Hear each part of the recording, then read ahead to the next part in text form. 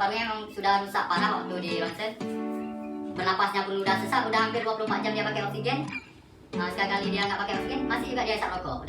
Assalamualaikum warahmatullahi wabarakatuh. Kembali lagi bersama aku di Fafa Jerry Channel. Hari ini aku mau Q-Talk bareng di belakang aku. Namanya Rafer 5. Aku akan buat Q-Talk tentang kenapa laki-laki suka merokok. Sebelum nonton video ini, jangan lupa like, komen, dan subscribe. Ditunggu ya.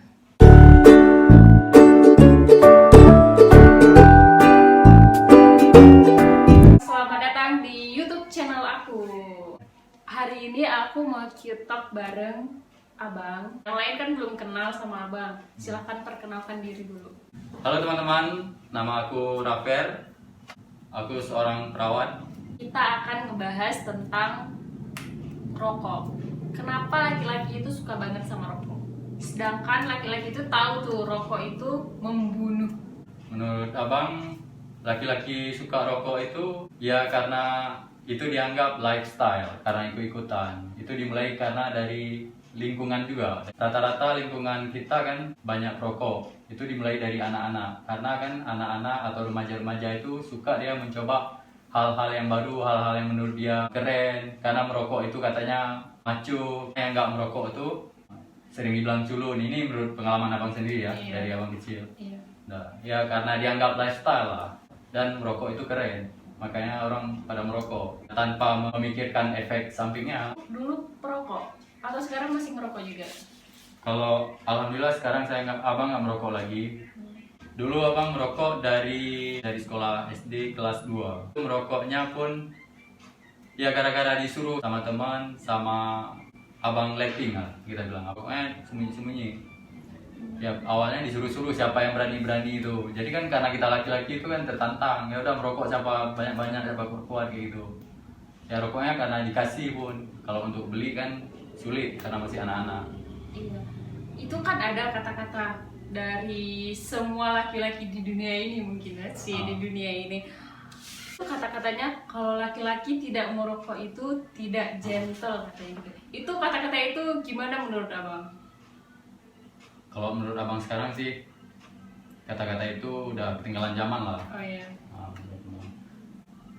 karena dibilang kayak gitu kan, ya memang kata-kata itu sering kita dengar. Kata-kata itulah yang membuat orang merokok. Kalau menurut abang kata-kata itu nggak pas karena rokok kan dianggap lifestyle, dianggap gentle. Kalau sekarang kan untuk lifestyle itu udah banyak seperti olahraga dan banyak lain-lain lah. Nah, olahraga lebih keren ya daripada olahraga merokok. lebih keren. Abang dulunya kan seorang perokok. Aku tuh pengen tahu, mungkin yang lain juga pengen tahu yang di luar sana pengen berhenti merokok. Kan Abang udah sukses berhenti merokok kan? Ya. Nah, jadi bagaimana cara menghilangkan kebiasaan merokok Abang? Kalau abang meninggalkan rokok sih nggak susah karena abang memang merokok dari kelas 2 SD dan abang berhentinya di saat tamat sekolah SMP. Masuk SMA itu nggak merokok lagi karena masuk SMA-nya pun asrama di pesantren modern. Nah. Tapi bukan gara-gara masuk pesantren juga meninggalkan rokok. Memang ada kemauan sendiri untuk meninggalkan rokok. Habis itu memang belum kecanduan lah kita bilang. Belum kecanduan berat kalau menurut abang. Memang sih kalau lihat orang itu waktu berhenti ada rasa pingin kadang-kadang. Tapi ada juga kalau cium asap rokok itu pening, pusing, sakit kepala. Alasan abang berhenti itu ya karena sakit. Memang dari sekolah SMP itu seringkali sakit, seringkali opname sampai SMA. Gara-gara sering sakit itu ngerasain nggak enak sakit, nggak dapat main sama teman-teman kan. Habis itu sakitnya pun sakit kayak lemas kayak gitu, lebih ke pernapasan, sering batuk-batuk. Sesak. Batuk-batuk itu memang sudah rutin ya. Kalau lagi capek aja susah, terasa cepat capek gitu, cepat lelah. Ya dari situ niatnya berhenti merokok. Alasan lainnya ya karena gentle tadi. Jujur dari sekolah SD, SMP itu masih suka berantem ya. Tadi kan pertama kan alasan merokok tadi kan karena memang dari kecil pingin dibilang gentle gitu. Jadi merokok itu alasan merokok. Alasan berhenti merokok karena dibilang gentle juga. Jadi gara-gara berantem emang sering sakit-sakitan. ya sering kalah gitu, lemas. Kalau dulu kan mainnya, kalau kita main-main permainan tuh kan pakai fisik, main kejar-kejaran atau apa. Jarang, nggak kayak sekarang kan anak-anak main gadget kan. Iya. Penting dari semua permainan selalu dikucilkan. Saya pernah ingat, yang paling ingat dulu kan, dari SD sampai SMP itu kalau main bola kan kita buat bagi dua kesebelasan. Selalu ketika bagian abang selalu dioper-oper, kamu sana aja, kamu sana aja, itu nggak ada yang mau satu tim karena lemah tadi. Ya gara-gara pingin macho gentle tadi, mengubah gaya hidup, olahraga. Dari situ memang betul-betul nggak merokok lagi. Dari SMA itu betul-betul nggak merokok lagi. Waktu berhenti itu godaannya banyak kali. Kenapa banyak kali godaan? Karena yang ngajak teman-teman merokok itu abang rata-ratanya. Bahkan di sekolah SMP dulu, sekolahnya pun dapat kelas inti, tapi abang merokok dalam kelas dan ngajak kawan-kawan merokok. Anak-anak culun lainnya abang ajak merokok. Jadi kan pas berhenti itu kan kawan-kawan pada nggak percaya. Habis itu ya orang-orang yang ngajak kan nggak percaya juga abang berhenti. Memang cobaannya berat kali. Tetapi memang betul-betul berhenti. Seandainya kawan paksa pun berantam kalau masalah rokok itu. Memang betul-betul berhenti kan. Karena udah ngerasain kayak mana sakitnya, nggak enak pernapasannya. Itu kan vape sama rokok. Katanya tuh lebih parah rokok daripada vape. Atau sebaliknya sih, aku kurang tahu. Itu kalau pendapat abang itu lebih parah vape atau lebih parah rokok. Sedangkan kalau vape itu dihisap, asapnya itu banyak banget. Jujur saja kalau masalah lebih parah mana itu abang nggak tahu lebih parah mana. Tapi kalau dari pengalaman korban orang-orang sakit yang kata dokter gara-gara merokok itu banyak yang parah-parah. Misalnya kayak kanker tenggorokan, kanker bibir atau apa-apa. Lebih banyak itu yang dapat di lapangan. Tapi yang vape ada juga kita lihat di berita. Tapi nggak banyak, mungkin nggak banyak orang yang vape ya. Bahkan penyakitnya ada yang lebih parah daripada merokok. Itu kalau menurut di lapangan. Kawan-kawan ada bilang gitu juga, vape aja lebih aman. Tapi menurut abang itu sama-sama parah. Karena kan tubuh kita ini memerlukan oksigen. Yang kita hirup ini kan oksigen. Kalau sudah tercampur asap itu berarti kan kadar oksigennya sudah berkurang. Karena tubuh kita ini bukan butuh asap, butuh oksigen. Yang saat kita hirup udara itu, kalau masuk asap, mau asap vape, asap sampah, asap rokok, sama-sama bahaya menurut abang. Karena paru-parunya itu akan kotor. Soalnya kan ada yang bilang tuh, oh laki-laki nggak pernah merokok, tapi jumpa sama vape dia cocok. Tapi kalau rokok nggak cocok. Makanya dibilang lebih aman nge-vape daripada ngerokok. Nggak semua kayak gitu. Jumpa vape ya nggak suka juga, sama nggak suka kayak rokok juga. Mungkin ada yang kayak gitu, sebagian mungkin ada yang kayak gitu. Jadi dia suka nge-vape karena wangi asap vape itu kan lebih enak, ada pilihan-pilihan rasanya. Mungkin dari situ. Karena dianggap keren tadi dia coba itu apa namanya? Ketagihan. Oh, yang mau bilang tentang berhenti merokok tadi ya. Cara berhenti merokok tadi kalau abang kan nggak sulit, tetapi kalau dari pasien-pasien kawan-kawan abang yang abang ajak berhenti merokok yang sudah kecanduan itu sangat sulit. Kenapa sangat sulit untuk berhenti merokok? Karena rokok itu kan zat adiktif dia, ada nikotinnya. Jadi saat kita udah terbiasa merokok, jadi otak kita itu memerlukan nikotin. Intinya sudah jadi kebutuhan, makanya sudah sulit meninggalkan rokok. Karena sensor otaknya itu udah sering kena nikotin.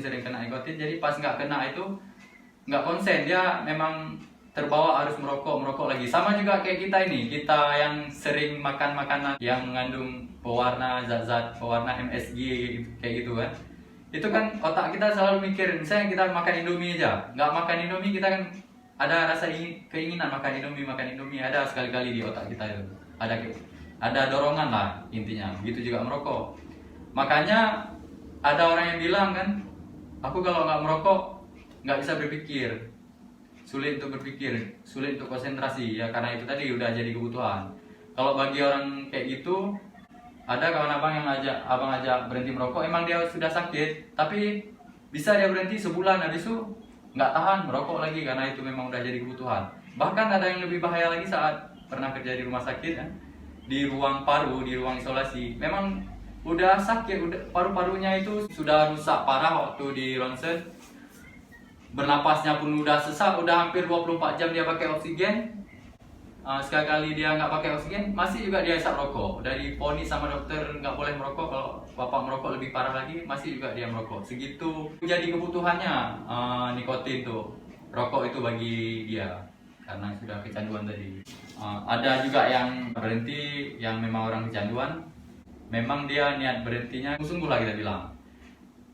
Ada Ustadz abang, guru abang di saat sekolah di pesantren, dia bilang cara berhentinya, ya dia haramkan sendiri bagi dia rokok. Dia berhenti merokok itu menganggap ibadah, karena dia orangnya memang tekun ibadah, ya dia sanggup. Maksudnya sampai segitu usaha dia baru sanggup berhenti merokok. Ya seperti itu, jika kalian mau berhenti merokok dari diri sendiri, terus mindset otaknya bisa berhenti. Contohnya kayak mengharamkan rokok. Pesan untuk orang yang berhenti merokok di luar sana. Pesan untuk teman-teman di luar sana yang berhenti merokok, yang pertama harus ada memang kemauan sendiri untuk berhenti merokok. Karena anggap aja ini berhenti merokok itu ibadah, karena kita menjaga kesehatan tubuh kita. Salah satu cara kita mensyukuri nikmat itu ya menjaga kesehatan kita. Kenapa bisa kita bilang kita anggap itu ibadah? Karena semua teman-teman kan tahu kalau kita orang Islam ini hukum rokok kan dua. Yang satu makruh, yang satu berpendapat haram. Nggak ada yang bilang rokok itu mubah. Ya karena itu memang sulit buat teman-teman yang sudah kecanduan. Saya mengerti karena teman-teman saya juga rata-ratanya perokok. Cara berhentinya dikurangi sedikit. Setelah itu diganti lifestyle-nya seperti olahraga, makan makanan sehat. Dicoba aja dalam sebulan itu, kurangi merokok, misalnya 1 hari 1 bungkus, kurangi jadi setengah bungkus, dan olahraga yang rutin, makan makanan sehat. Setelah itu kan teman-teman pasti merasakan nikmat nggak teman-teman rasakan sebelumnya, misalnya merasakan badan yang bugar tuh, yang sehat itu. Mungkin dari situ dorongan teman-teman makin kuat untuk berhenti merokok. Karena merokok itu selain kita merusak diri sendiri juga merusak lingkungan. Ya, bagi kalian hiduplah yang sehat, karena sehat itu mahal. Bagi teman-teman yang tidak merokok, jangan terlalu mengejas orang yang merokok, karena memang sulit sekali untuk meninggalkan rokok. Ini ada yang bilang, dia merokok kok nggak sakit-sakit, dia nggak merokok kok lebih lemas. Kita pahami lagi, rokok itu salah satu faktor yang menyebabkan penyakit. Mungkin kita yang nggak merokok yang lemas ini, nggak se-fit yang orang yang merokok tadi, kita ada faktor lain yang buat kita nggak bugar. Bukan dari faktor rokok, maksudnya misalnya dari faktor makanan, dari faktor gaya hidup kita, pola tidur tidak teratur, kualitas tidur kurang, pola makanan yang tidak baik, itu membuat tubuh kita menjadi kurang fit juga. Mungkin dia merokok tapi pola hidup dia yang lain baik, ya bisa jadi dia lebih sehat. Tetapi tetap rokok itu menjadi salah satu faktor penyebab penyakit. Itu aja. Oke, segitu dulu Q-Talk bareng Bang Rafer. Jangan lupa like, komen, dan subscribe ya. Semoga video ini bermanfaat buat kalian semua. Assalamualaikum warahmatullahi